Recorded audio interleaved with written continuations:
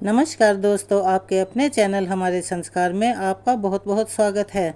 आज हम आपके लिए लेकर आए हैं सावन मास महात्म्य कथा अध्याय 19। लेकिन उससे पहले अगर आप हमारे चैनल पर नए हैं और अभी तक आपने चैनल को सब्सक्राइब नहीं किया है तो आप सभी से हाथ जोड़कर निवेदन है कि प्लीज़ हमारे चैनल को सब्सक्राइब करें, वीडियो को लाइक करें, ज़्यादा से ज़्यादा शेयर करें ताकि इन कथा कहानियों के श्रवण का लाभ और लोगों को भी मिल सके।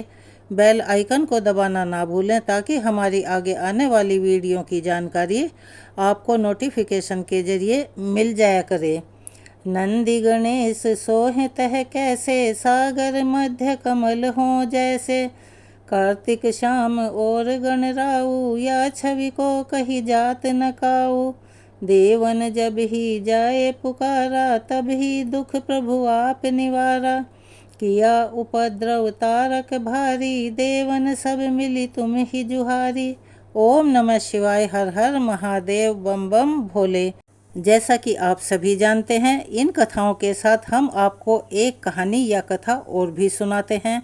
तो आप सभी से निवेदन है कि दोनों ही कथाओं को पूरा सुना कीजिए ताकि आपको सुनने का आनंद आए और कहानी के कथाओं के सार का भी पता लगे। तो चलिए अब शुरू करते हैं सावन महात्म्य का आगे का वृतांत। भगवान शिव देवी पार्वती से कह रहे हैं, पार्वती अब श्राद्ध के विषय में मैं कुछ जरूरी बातें बताऊंगा, उन्हें ध्यानपूर्वक सुनो। सवेरे 3 मुहूर्त तक प्रातःकाल, फिर 3 मुहूर्त संगम काल, फिर 3 मुहूर्त मध्याह्न काल और उसके बाद 3 मुहूर्त अपराह्न काल होता है। इसके बाद 3 मुहूर्त तक सायंकाल होता है। उसमें श्राद्ध नहीं करना चाहिए। कुश के अग्रभाग को दैव और मूल सहित अग्रभाग को पैतृक कहा गया है। उसमें अवलंबित कुश को कुतुब माना गया है। श्राद्ध काल में शरीर, द्रव्य, स्त्री, भूमि, मन, मंत्र तथा ब्राह्मण, इन 7 वस्तुओं की शुद्धि पर विशेष ध्यान देना चाहिए। श्राद्ध में 3 वस्तुएं पवित्र मानी गई हैं। नंबर 1 दोहित्र, नंबर 2 कुतुबकाल और नंबर 3 तिल। 3 बातें प्रशंसा के योग्य कही गई हैं: शुद्धि, अक्रोध और उतावलेपन का अभाव। 7 प्रकार का धन शुद्ध माना गया है: श्रुत, शौर्य, तप, कन्या, शिष्य आदि कुल परंपरा तथा न्यायवृत्ति से जो भी प्राप्त हुआ हो, इनकी प्राप्ति के उपाय भी 7 प्रकार के बताए गए हैं। पहला कृषि, दूसरा वाणिज्य से प्राप्त धन कुत्सित है, तीसरा शिल्पालु वृत्ति से मिले हुए धन को शुक्ल अर्थात उत्तम कहा गया है, चौथा किए हुए उपकार के बदले में प्राप्त किया हुआ धन शबल अर्थात मध्यम श्रेणी का बताया गया है, पांचवा सूद, छठा साहस और 7वां छल कपट से कमाए हुए धन को कृष्ण अर्थात अधम कहते हैं। अन्यायोपार्जित धन से जो श्राद्ध किया जाता है उसे चांडाल आदि योनि में पड़े हुए लोगों की ही तृप्ति होती है। मनुष्य धरती पर जो अन्न बिखेरते हैं उससे पिशाच योनि में पड़े हुए पितरों की तृप्ति होती है। स्नान के वस्त्र से धरती पर जो जल गिरता है उससे नीच योनियों में पड़े हुए पूर्वजों की तृप्ति होती है। धरती पर जो सुगंधित जल की बूंदें पड़ती हैं उससे देव योनि में आए हुए पितरों की तृप्ति होती है। पिंड उठाने पर जो अन्न के दाने पृथ्वी पर गिरते हैं उनसे समार्जन का जल पीने वाले विक्र नाम के तृप्ति लाभ करते हैं। श्राद्ध भोजन करके ब्राह्मण लोग जो आचमन और कुल्ला करते हैं उससे पशु योनि के पितृ तृप्त हो जाते हैं। श्राद्ध में जो उत्तम माने गए हैं ऐसे ब्राह्मणों का भी वर्णन करता हूँ, देवी ध्यानपूर्वक सुनो।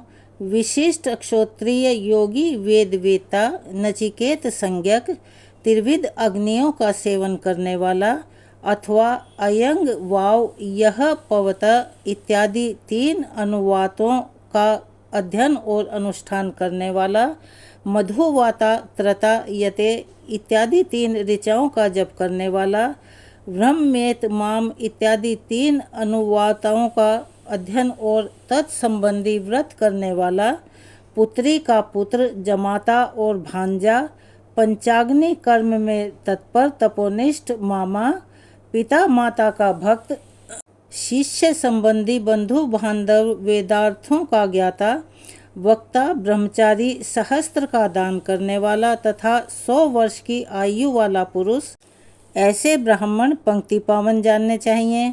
अपना भांजा या फिर भाई बंधु मूर्ख भी हों तो भी श्राद्ध में उनका त्याग कभी ना करें, उनको भी आमंत्रित करें। देव कर्म में ब्राह्मण की परीक्षा भूलकर भी ना करें, किंतु श्राद्ध कर्म में यत्न पूर्वक ब्राह्मण की परीक्षा करें।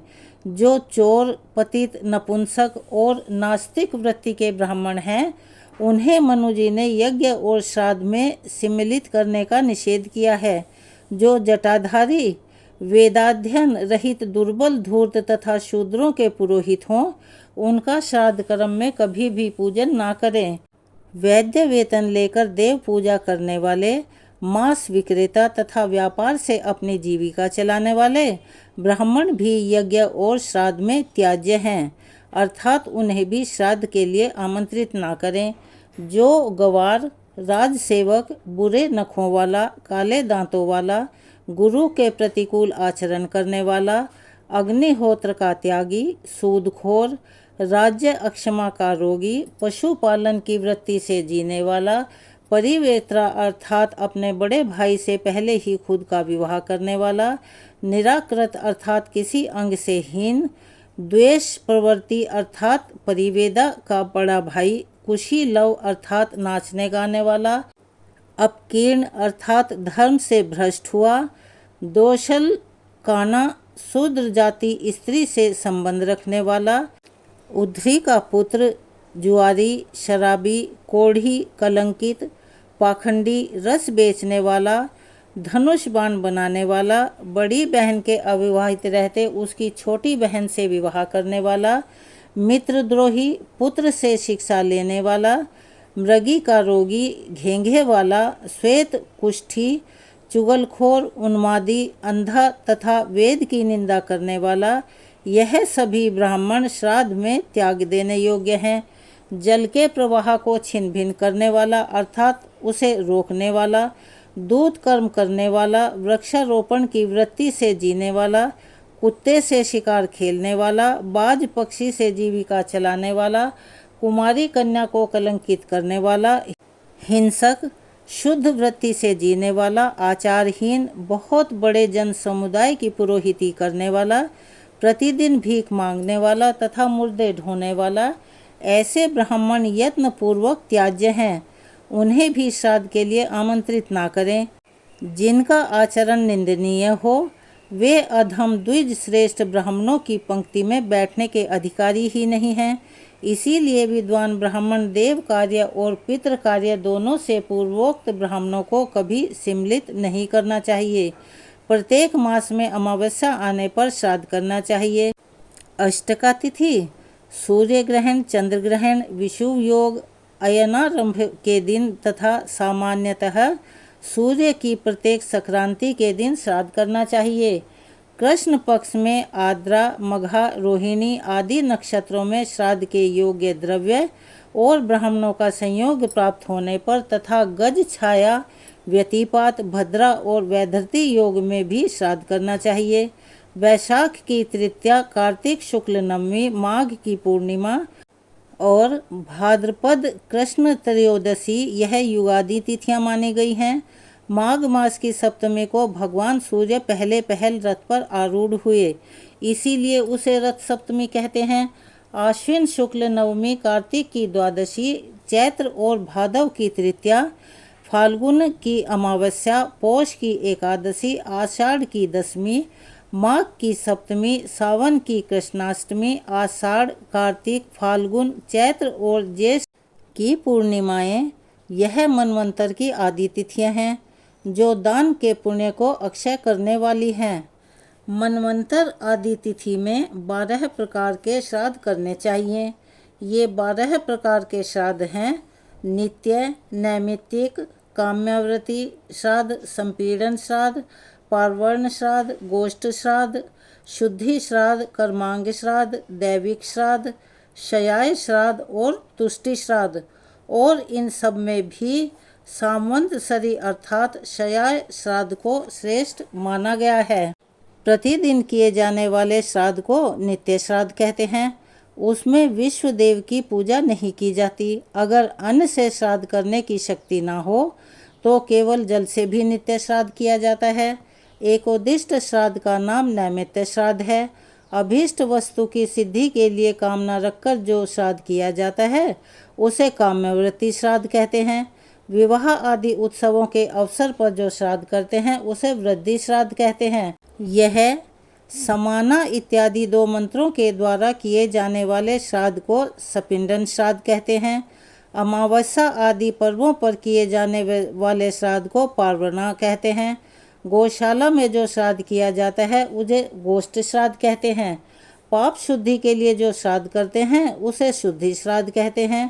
गर्भाधान, सोमयाग, सीमंतोन्नयन तथा पुंसवन में जो श्राद्ध किया जाता है उसे कामांग श्राद्ध कहते हैं। देवता के उद्देश्य से किए गए श्राद्ध को दैविक श्राद्ध कहते हैं। जो देशांतर में चला जाए उसकी तुष्टि के लिए घी से श्राद्ध करना चाहिए, इसे तुष्टि श्राद्ध कहते हैं। 12 महीने पर जो श्राद्ध किया जाता है जिसे आम भाषा में बरसी भी कहते हैं उसे शयाह अथवा संवत्सरिक श्राद्ध कहते हैं। जो वर्ष के अंत में शयाह के दिन पिता और माता का आदर पूर्वक श्राद्ध नहीं करते उनके द्वारा की हुई पूजा को मैं ग्रहण नहीं करता।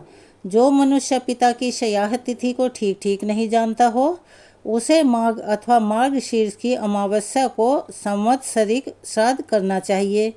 आज की सावन महात्म्य की कथा को हम यहीं विराम देते हैं। कल आने वाली वीडियो में हम आपको बताएंगे कि भगवान शिव देवी पार्वती को श्राद्ध विधि के बारे में क्या बता रहे हैं। चलिए अब सुनते हैं भगवान शिव की भक्ति से जुड़ी हुई एक सच्ची कहानी। एक बार की बात है, एक अद्भुत कवि संत थे जिनका जन्म कर्नाटक में हुआ था। उनका नाम दासी मैया था और वह इतने अच्छे बुनकर यानी कि जुलाहे थे। उन्होंने एक बार बहुत बारीक और बहुत सुंदर पगड़ी का कपड़ा बुनना शुरू किया। कपड़ा बुनने में बहुत मेहनत लगती है, ऐसा तो सभी जानते हैं। बुनते बुनते उनको भी पूरा 1 महीना हो गया।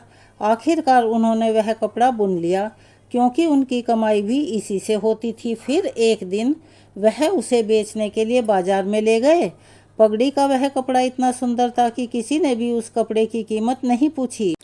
सभी को देखकर लगा कि इतना अच्छा कपड़ा है तो महंगा भी बहुत होगा, और वह कपड़ा नहीं बिका। फिर वह बिना बिके हुए कपड़े को अपने साथ ही वापस लेकर रास्ते में आ रहे थे तो उन्हें वहाँ एक बूढ़ा आदमी बैठा हुआ मिला। उसने दासी मैया की तरफ देखा और देखकर कहा कि बाबा, मैं ठंड से कांप रहा हूँ, क्या तुम्हारे पास कोई कपड़ा है जो कि तुम मुझे दे सकते हो? दासी मैया बहुत दयालु थे। उन्होंने वह कपड़ा उस बूढ़े आदमी को दे दिया जिसे बुनने में उन्हें पूरा 1 महीना लगा था। दासी मैया को लगा कि वह बूढ़ा आदमी ठंड के मारे उस कपड़े को ओढ़ लेगा, लेकिन यह क्या हुआ, उस आदमी ने वह कपड़ा खोला और उसके कई टुकड़े कर दिए। एक टुकड़ा अपने सिर पर बांध लिया, दूसरा अपनी छाती पर और 2 छोटे छोटे टुकड़े अपने पैरों और हाथों पर बांधकर वह बैठ गया। दासी मैया उसे बस देखते ही रह गए। उन्हें बड़ी हैरानी हुई कि उस आदमी ने वह कपड़ा फाड़ क्यों दिया। फिर अचानक जब बूढ़े आदमी ने देखा कि दासी मैया उसे बड़े ध्यान से देख रहे हैं और बड़ी उलझन में दिख रहे हैं तो उसने ही पूछा, बाबा कोई दिक्कत है क्या? दासी मैया कहने लगे, नहीं, बस यह कपड़ा तो आपका ही है, आप इसका चाहे जो करें। फिर दासी मैया उस बूढ़े आदमी को अपने घर पर खाना खिलाने के लिए लेकर आ गए, लेकिन उनके घर पर खाने के लिए कुछ भी नहीं था। घर पर आए हुए मेहमान को देखकर उनकी पत्नी बोली, घर में तो इतना खाना भी नहीं है कि आप ही खा सकें, और आप अपने साथ एक मेहमान को और ले आए।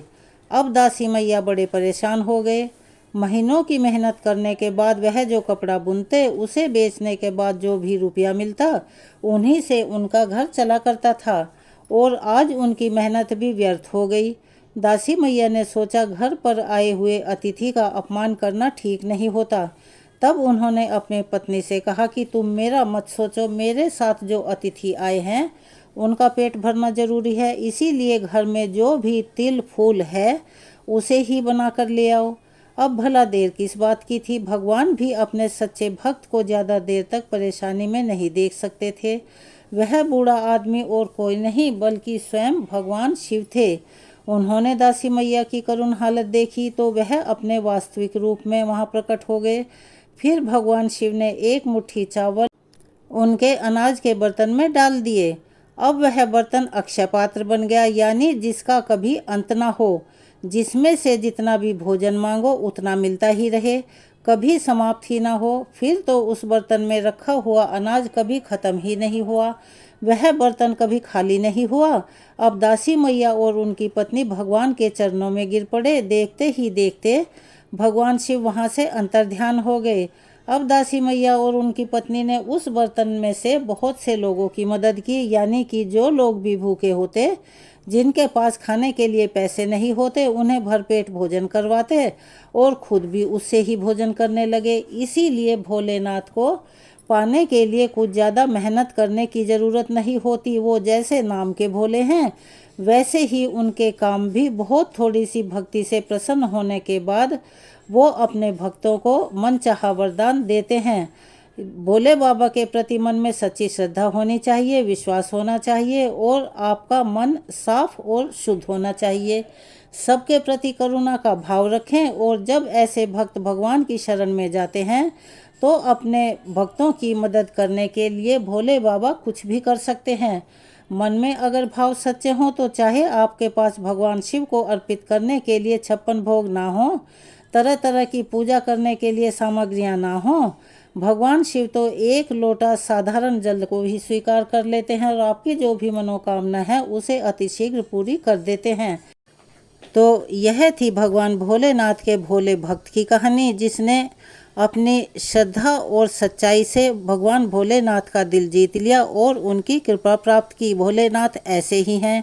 अगर आप हमारे चैनल पर नए हैं और अभी तक आपने चैनल को सब्सक्राइब नहीं किया है तो आप सभी से निवेदन है कि आप हमारे चैनल को सब्सक्राइब करें, वीडियो को लाइक करें, ज़्यादा से ज़्यादा शेयर करें ताकि इन कथा कहानियों के श्रवण का लाभ दूसरे लोगों को भी मिल सके। बेल आइकन को दबाना ना भूलें ताकि हमारी आगे आने वाली वीडियो की जानकारी आपको नोटिफिकेशन के जरिए मिल जाया करे। अपना प्यार और सहयोग हमें ऐसे ही देते रहें। कमेंट्स बॉक्स में ओम नमः शिवाय, हर हर महादेव, बम बम भोले लिखना ना भूलें। धन्यवाद।